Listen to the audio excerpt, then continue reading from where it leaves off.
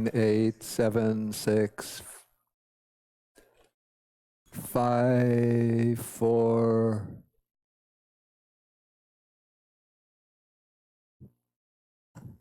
3, 2, 1.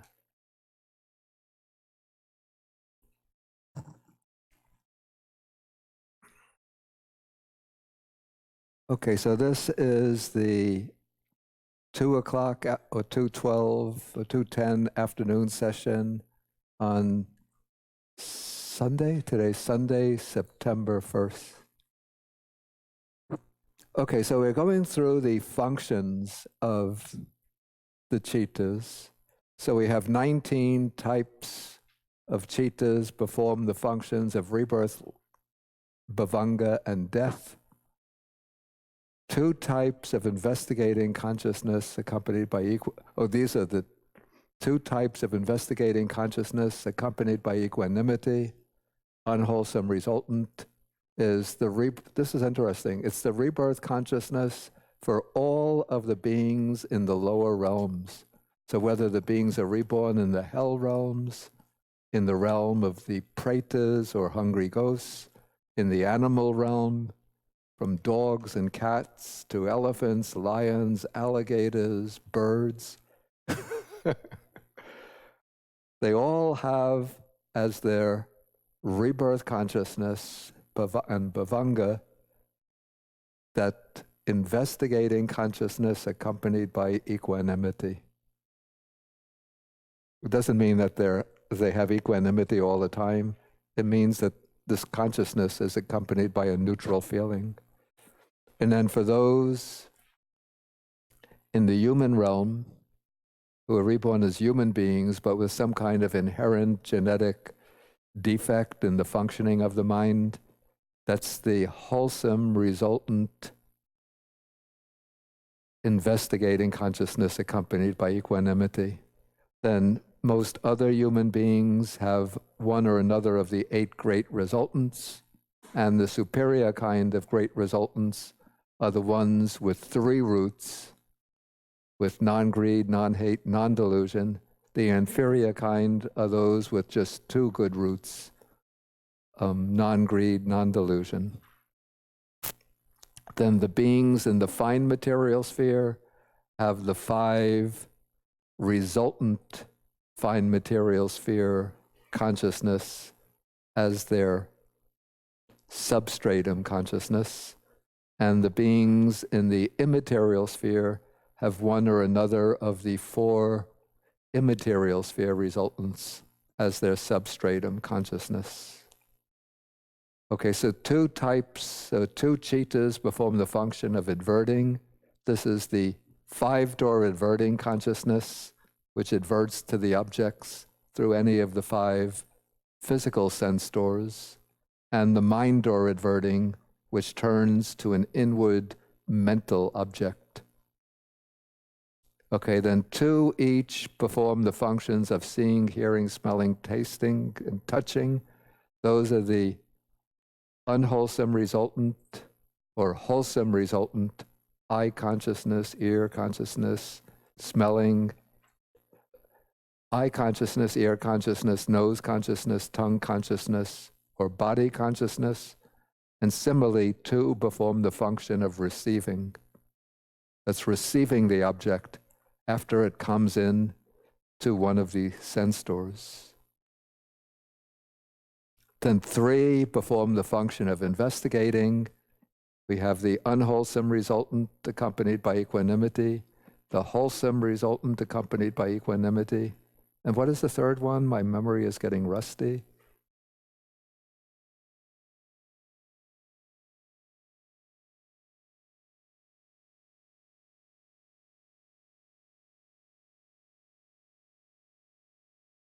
Yeah, it's the wholesome resultant accompanied by joy, by pleasant feeling.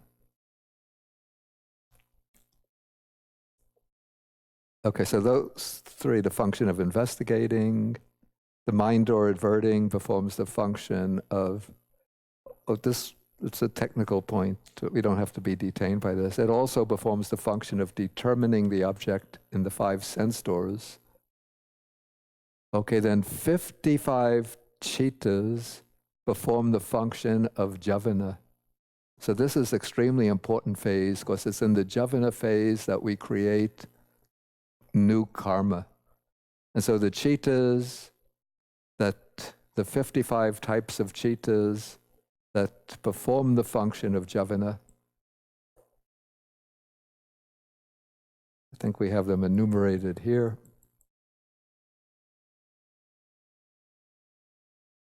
Okay, we have 12 unwholesome chittas. So 8 rooted in greed, 2 rooted in hatred, 2 rooted in strong delusion. So those are the 12 unwholesome chittas, 21 wholesome chittas. So the 21 wholesome, 8 of the sense sphere, 5 of the fine material sphere, 4 of the immaterial sphere. So that's 8, 5, 4. So that's 17. Those are the 17 mundane wholesome chittas. The 4 paths, the supramundane paths, also occur in the javana stage. But we're not going to be concerned with them here. And then their corresponding results, the fruits, also occur in the javana stage. These are points that sort of lie beyond the scope of our investigation on this retreat. And then the 18 functionals occur in the javana stage. What are these 18 functionals? 8, 5.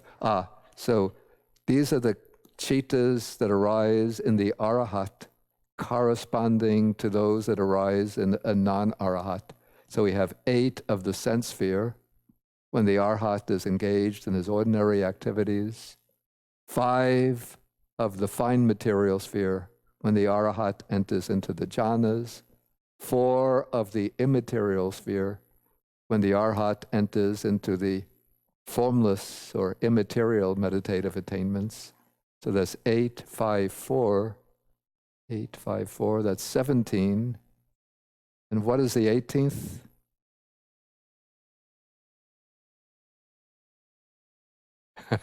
That special smiling, that functional, rootless, smiling consciousness. But we don't really have to be concerned with these during this retreat.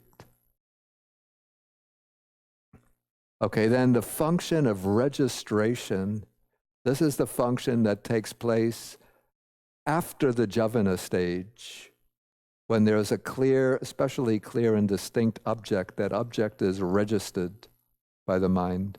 And that function is performed by resultant chittas. There are 11 kinds of resultant chittas that perform that function. So these are the 3 investigating consciousnesses. That chitta also, its additional job is to perform the function of registration.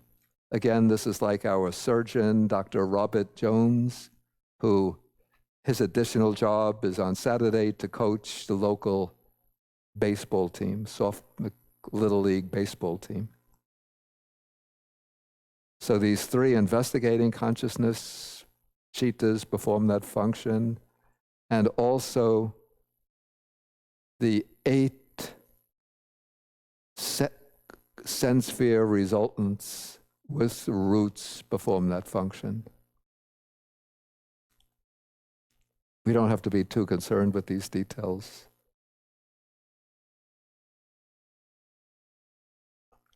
And to see how the functions are laid out, I think that there was a useful table.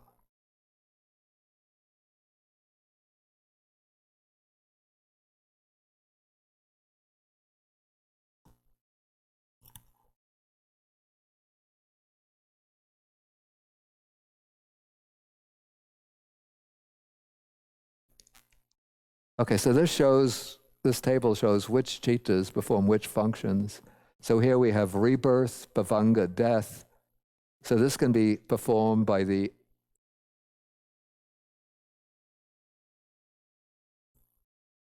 investigating consciousness accompanied by equanimity, whether wholesome resultant or unwholesome resultant, by the 8 sense sphere resultants, and then by the sublime resultants. The sublime resultants are those of the fine material sphere or jhanic sphere and the immaterial or formless sphere. So here we have, these are 2, these are 8, these are 9, so we get 19 performing this function. Adverting, the function of adverting is either 5-door adverting or mind-door adverting, so there's 2. Then each of these functions, seeing, hearing, smelling, tasting, touching, either wholesome resultant or unwholesome resultant, so 2 each. Similarly, the receiving consciousness, unwholesome resultant or wholesome resultant, 2. The investigating consciousness, we have 2 accompanied by equanimity and 1 accompanied by joy. So 3 cittas perform that function. The function of determining the object in the sense stores, so that is performed by the mind-door adverting consciousness that also performs in the sense doors the function of determining. So we have 1. And then the javana, we have 55 cittas, which I just enumerated. And registration, we have 11. The 3 kinds of investigating consciousness and the 8 sense sphere resultant cittas with roots. So that's 11. Okay, take out your pens and paper. We'll take a little quick exam on it. No, I'm only joking.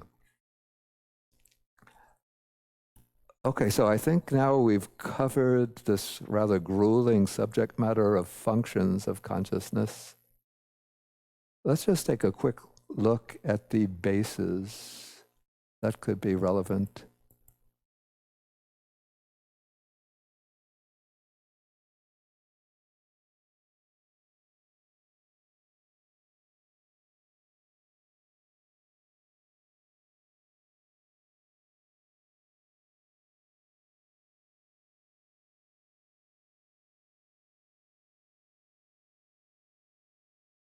This is an important topic. Maybe I just touch on this briefly. And this is what happens in the death process, not the death citta, but what happens in the death process, the process of the last active cognitive process of a person who is undergoing death. Okay, it's in that last cognitive process that the karma occurs that will determine the mode of rebirth. And there are several kinds of karma that might occur within that death process. It's said that the karma that will take priority is a heavy, what's called a weighty karma, or a heavy karma. So if a person on the unwholesome side has committed a very grave, very serious, very heavy, unwholesome deed, the texts usually mention the 5 heaviest are the 5, they call them the 5 terrible deeds: killing one's mother, killing one's father, killing an arahat with the mind of hatred, causing the Buddha to shed blood, and then with a malicious mind, creating schism in a sangha when it's in harmony. So those are the 5 heaviest unwholesome deeds. And then on the wholesome side, the heavy kinds of karma that will dominate in the rebirth process are the attainment of the jhanas or the formless attainments. Okay, but suppose a person doesn't have an extremely heavy unwholesome deed or an extremely powerful wholesome deed, then the kind of karma that will generally govern the rebirth process is habitual karma, the kind of actions that we perform repeatedly. But there's also the possibility of something called death proximate karma, and that is, as one is approaching the very end of one's life, one's mind might move in a very different direction from its normal habitual patterns. So somebody who, say, is habitually been a rather nasty person, troublemaker, aggressive, not committing any really grave, terrible deeds, but just sort of the irascible, cantankerous, troublemaking, ill-willed type of person, suddenly, maybe close to the time of death, realizes, oh, I've created so much trouble for others, and feels deep compunction, and then generates a strong sense of regret for their unwholesome deed, and then turns the mind in a wholesome direction and thinks, if I had another chance, I would really do good. And then maybe that person gives, or his friends and relatives will give him the opportunity to do some good deeds. Like, say, if it's a Buddhist, they'll bring maybe some monastics in and give them some gifts and say, you could offer these gifts, or we've offered the gifts in your name, rejoice in those gifts. And so in that case, close to the time of death, they generate a wholesome, very powerful, wholesome cittas, which then will take on the role of generating the rebirth. It doesn't mean that they escape the little types of unwholesome karma they've committed during their life, but because close to the death, they've done something which has created some kind of very powerful, wholesome karma that comes up and governs the rebirth process. And on the other side, one might have a person who has habitually been a good person, but close to the time of death, they might get angry and spiteful and resentful towards others. They might remember some bad deeds that others did to them and start dwelling on those. And so those unwholesome thoughts come up close to the time of death and then direct the rebirth process in an unwholesome direction. It doesn't mean that they won't reap the good results of their wholesome deeds, but it's just that temporarily that those unwholesome mental states close to the time of death come up and determine the rebirth process.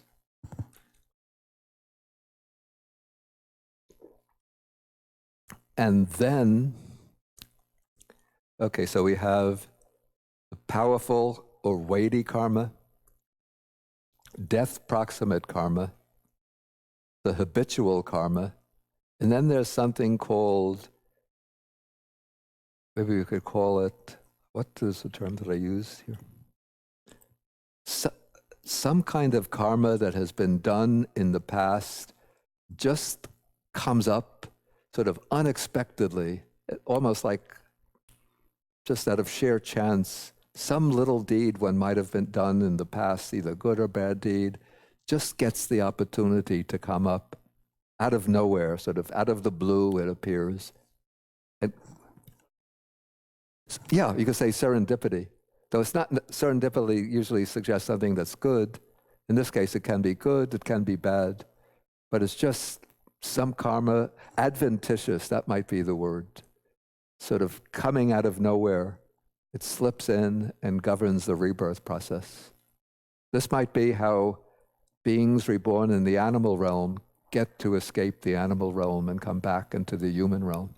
Some good karma that they did as a human being way in the past, even from earlier lives, comes up as the animal is dying and then governs the rebirth process. And in the rebirth process, the Javana Cittas in the rebirth process take an object. That object can be one of three things. It can be, first I'll enumerate them, then I'll explain what they are. The karma itself, a sign or symbol of the karma, and a sign or symbol of the destination of rebirth. Okay, so what this means, first, the karma itself can come up. That is, the citas in this dying process replicate the karma that one performed earlier.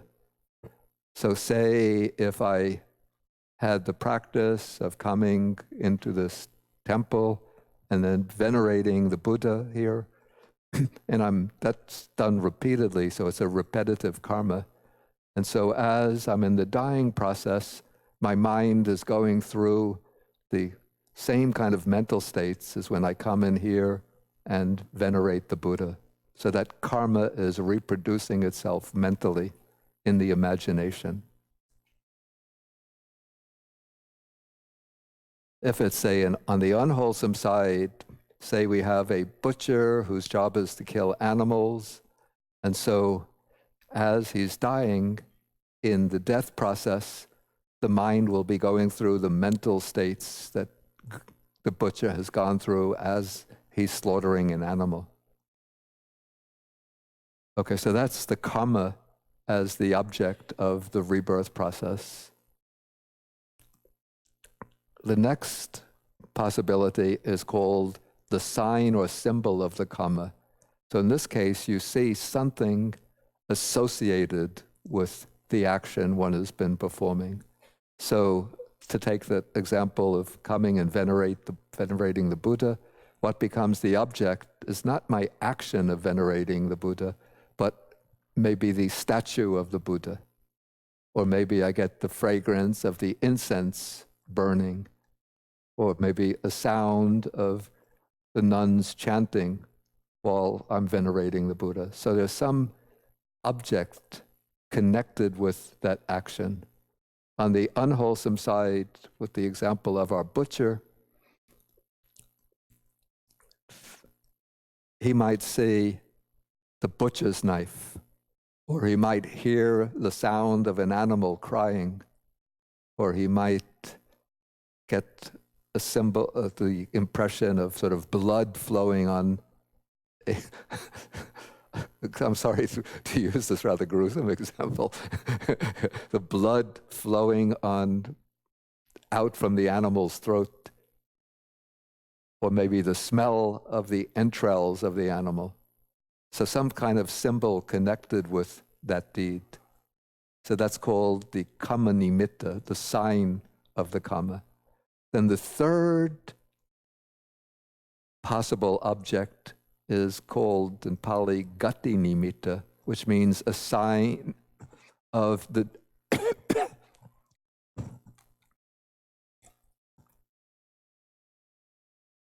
the sign of the destination. Excuse me, I'm getting some dust or something in my throat. Okay. So the sign of the destination, it's some symbol connected with the realm of rebirth towards which one is heading. So somebody who is heading for, say, a rebirth in a heavenly realm might see a heavenly palace appear before the mind's eye, or might see devas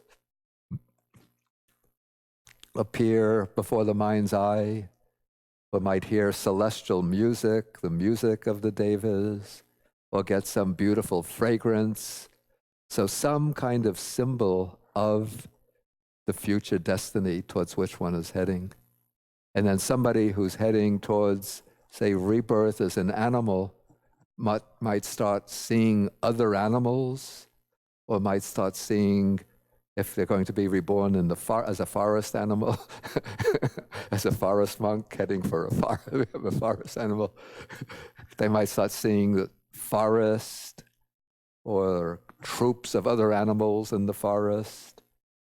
Or if they're heading for a rebirth, say in the hell realm, they'll start seeing flames and demonic beings appearing and sort of pulling them, and sort of vampires and zombies coming and beckoning them, come, come, come.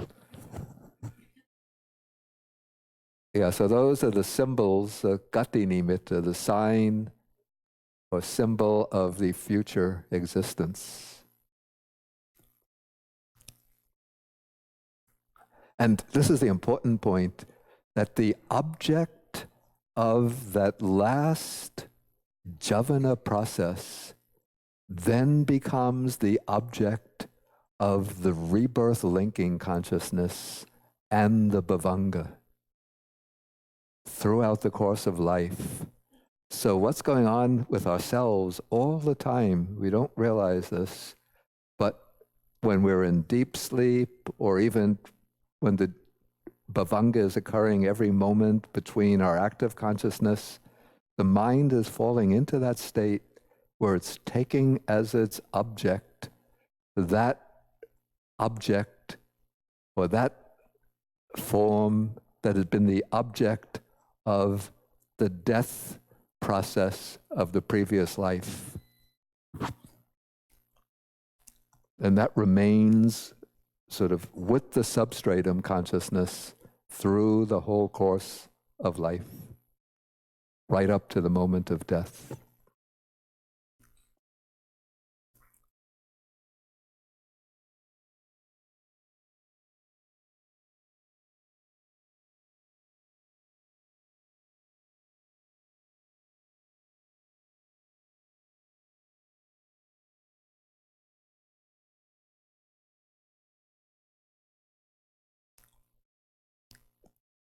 Yeah, I just wanted to do quickly the bases.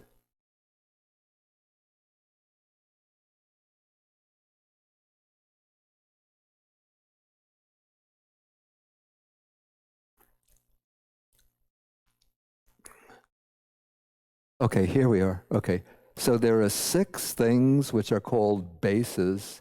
The base is the support for the occurrence of a citta, a state of consciousness. So the text says that there are 6 bases: the eye base, the ear base, the nose base, the tongue base, the body base. So those 5 are pretty obvious, evident what they are. Then, but technically, what is meant by the base, say the eye base, it's not this entire physical organ that we call the eye, but it's a subtle material phenomena within the eye that is sensitive to light and colors. So the rest of the eye organ is the support for the eye base, and the eye base is that particular kinds of matter that registers color, form, shape, light. Similarly, the ear base is not this thing. This is sort of the guardian of the real ear base, but the ear base is something deep inside, which is, maybe it corresponds to the present day eardrum, something which is sensitive to sounds, which turns vibrations of the air into sounds. Then the nose base is not this thing that sticks out here, but there's something up here, maybe around here, which is sensitive to smells and picks up smells and fragrances. And then the tongue base is a kind of material substance spread out over the tongue. Probably it corresponds to what we now call the taste buds, that's sensitive to taste and that can turn the chemical substance of foods and drinks into taste. And then the body base is spread out all over the surface of the body and probably many of the internal organs too, which is sensitive to tactile sensations.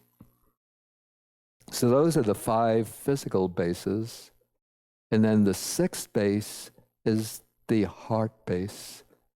The heart base, as I said yesterday, is not the physical organ, the heart, but it's a subtle kind of matter, material substance located around the heart.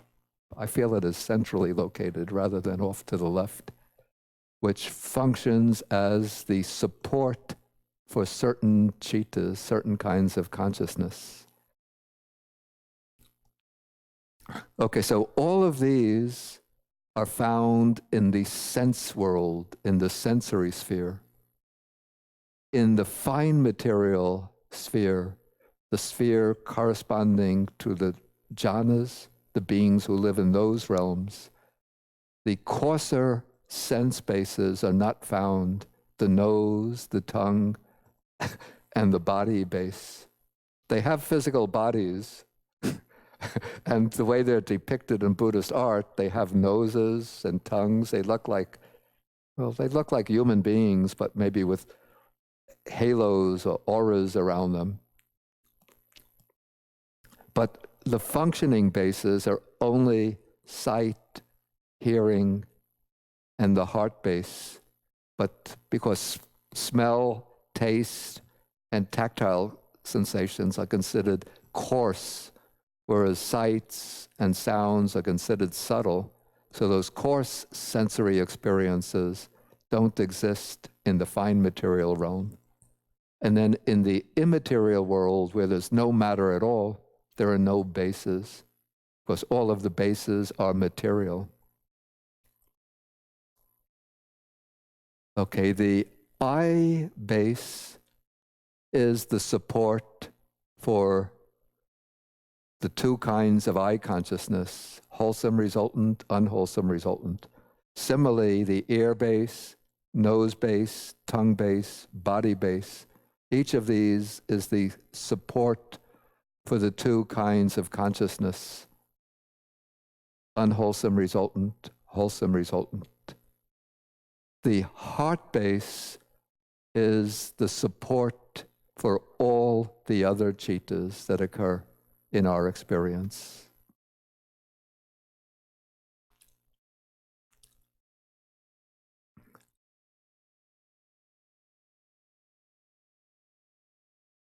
So it says, according to the Pali commentators, the heart serves as the physical support for all chittas other than the two sets of fivefold sense consciousness. Those take their respective sensitivities as their basis.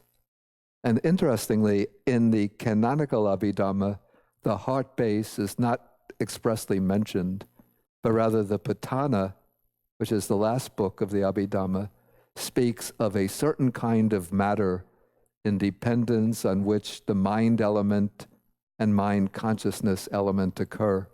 But then the commentaries identify that matter with the heart base, which is said to be like a subtle kind of matter situated within or around the physical heart. Okay, maybe I should take some questions on the functions of consciousness. And please keep the questions sort of simple and clear and relevant to the subject. Okay, Marilyn, and wait till we get the wireless microphone.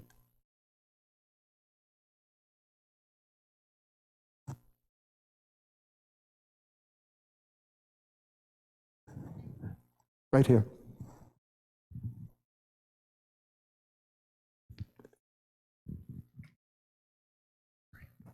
Thank you. So if the, let me see if I can put this correctly. So if the object, the death object, the chitta at the time of death, and the karma that you've built up in the present life affects your next life, what happens in the case of, for example, miscarriage or abortion? What happens to the being that would have been, but now is no longer? Say if there's a miscarriage or an abortion, right? Then there's been a stream of consciousness which is existing in the fetus. And then say when the miscarriage occurs or the abortion, then that stream of consciousness is cut off and the being dies. It dies in the womb.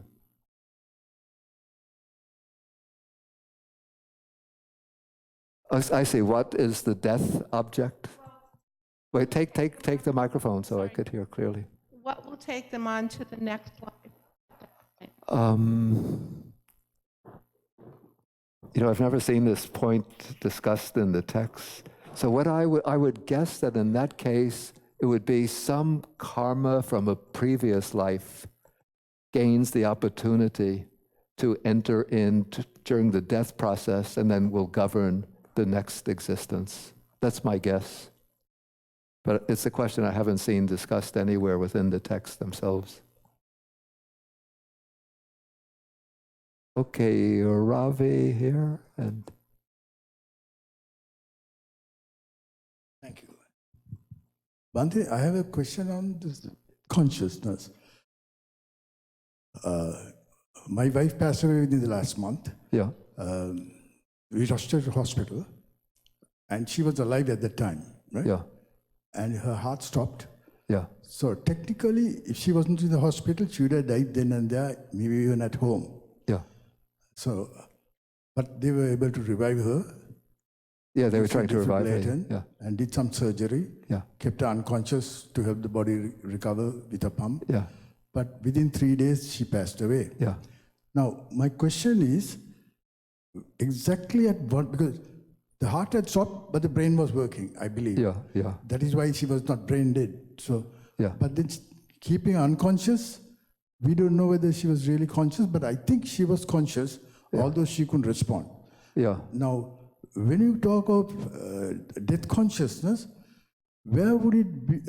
Where would it start? Is it at the point she got the heart attack, or at the final stage when the body quit? No, the death process would occur only just before the actual event of biological death. Even if the heart stopped temporarily, but the brain was still functioning, then she's not yet dead. So the death process wouldn't have been occurring then. Okay, so that was the final death. That's a Yeah, yeah, yeah, But only thing is, of course, she was unconscious. yeah, But I could see her slight reaction when my Yeah. daughter spoke to her. yeah. Then she's, I So mean, which means that she heard, although she couldn't respond. definitely, definitely. There was some kind of consciousness going Because on there. like I could see her like chin moving down a little, like Yeah, yeah, yeah. No, then the mind is still functioning. The consciousness is still going on. It's just that she's not, what we say, fully aware in the ordinary sense.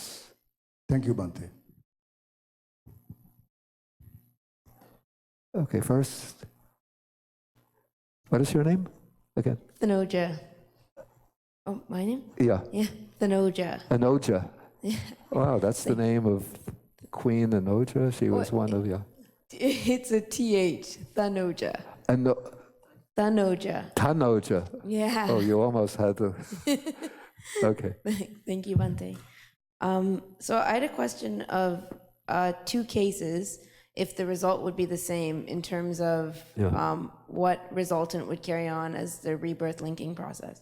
So one would be an individual who practices meditation throughout their life and developed a mastery of the second jhana and then has an impromptu death. So they would just, like a very sudden- rapid death, like a sudden death. A sudden death, okay, unexpected death. Okay. And then the second one is an individual in the death proximate process, probably around like 75, 80. They were focusing their mind. They were in the ICU for a couple of weeks.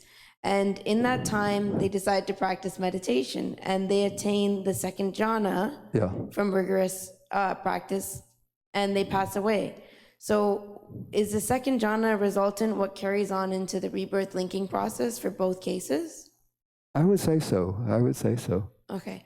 And then to follow up from that, I just had a question. Yeah, it doesn't mean that there are various degrees of mastery over any of the jhanas.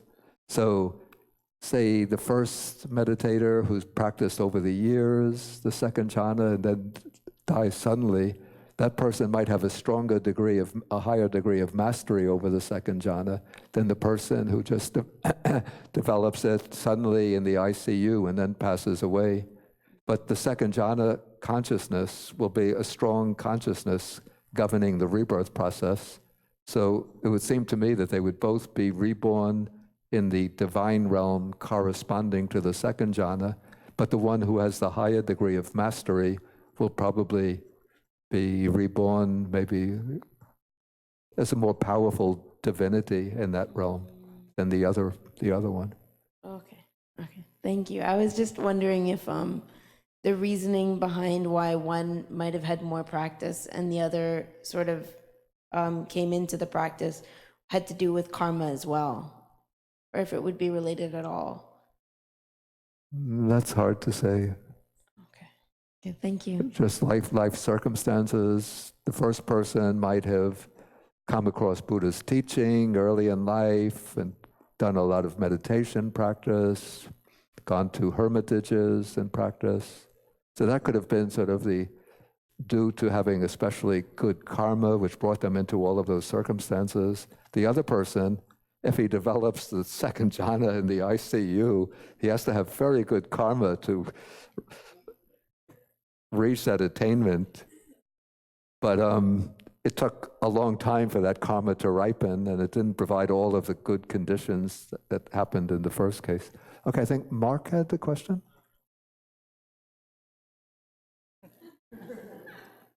Okay, I see some hand way in the back. Oh, maybe you were pointing. Okay. Is this Eva? Is that? Yeah. Yeah, it should be working. You just have to press the right place. Hello? Yeah, now it's working. Okay. Thank you, Bhante. I've been thinking about karma, Yeah. and I can't wrap my mind around how it is, for example, family systems. Yeah. You know, we're born into certain families and Yeah. certain circumstances. In that case, is there such a thing as, I'm going to call it intersecting karma? We affect each other. Oh, definitely, yeah. Okay, so but my understanding also is that we are each individually Yeah. responsible for Yeah. our rebirth and our Yeah, minds. yeah. So what would be your advice? Let's say in a family system, you're intersecting with each other. How can you effect the best help towards others? Yeah, to answer a question like that, I would have to know to have a lot of information about the members of the family. And I'm not a specialist in family, family advice. I'm, in a sense, a technocrat of. Well, what if we make it general? Okay, but let us say in the family, what one should try to do is to set a good example by doing wholesome deeds oneself, and then encouraging others in the family to do wholesome deeds. It sounds very simple and maybe overly simplistic, but there one has to know the minds of the individuals within the family and know what are the particular skillful means to use in relation to each one. And that's like a whole complex field of, the study of skillful means rather than of the operation of karma at the level of chittas. Somebody? Oh, Sam? Bhante, this is resultant of me not being here yesterday. Is it okay if I ask a question? You could ask the question, yeah. Okay. The phrase that you gave, when this exists, that comes to be, Yeah, that's all about cause and effect. yeah, But then when the Buddha articulated the Four Noble Truths, yeah. it went effect, then cause. Yeah. Can you speak on that and why it's that way as opposed, because everything, karma is cause and effect, cause and effect. Yeah, I think this is because the Buddha wanted to show the problem first. Like that's part of his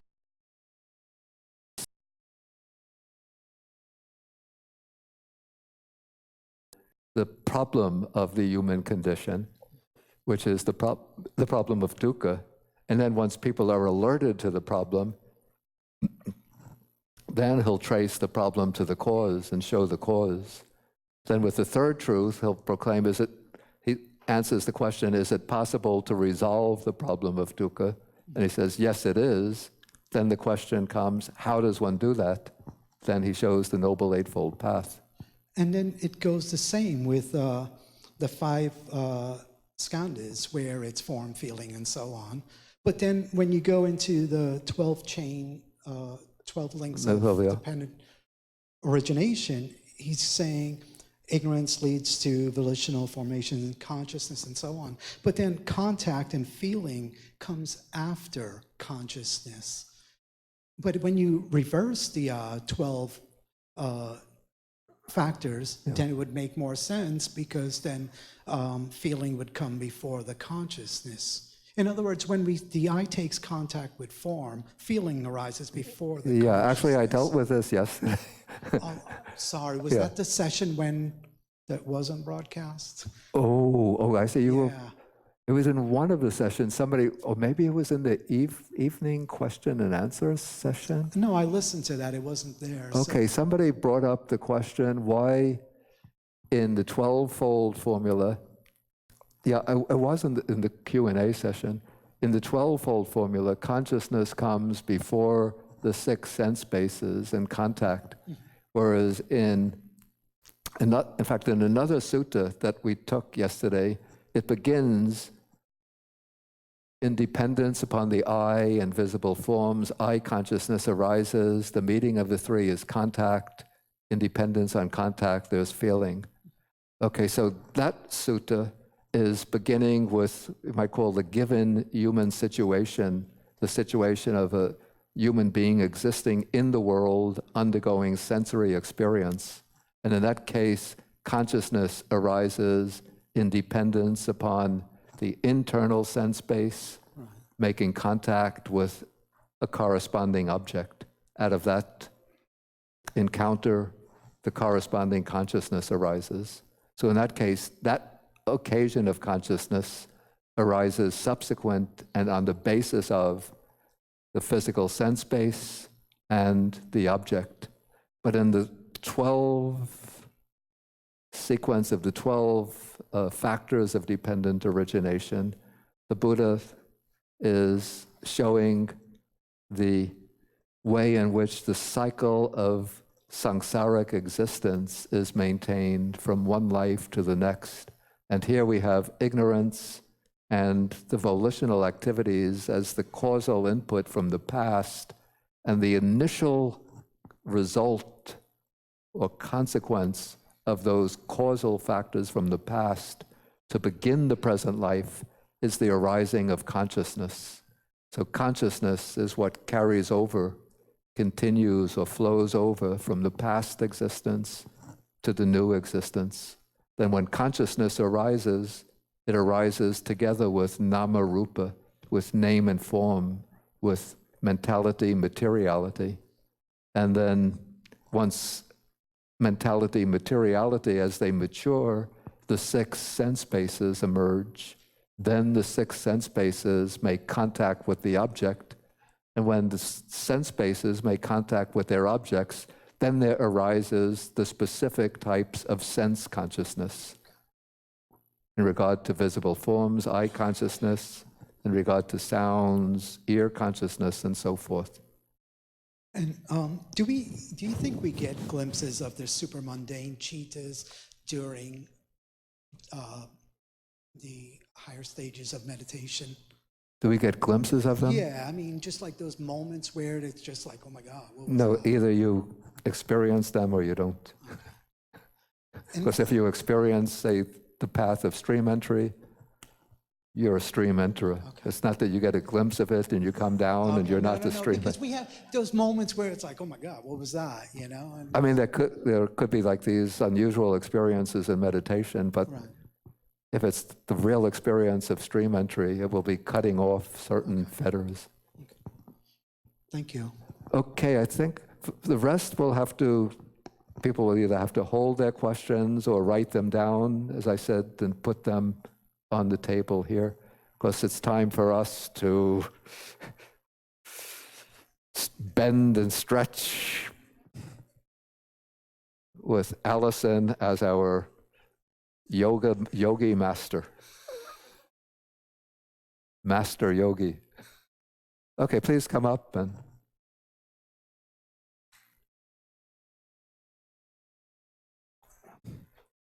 And after the break, we get into the real tough subject, sort of the causal, the conditional relations.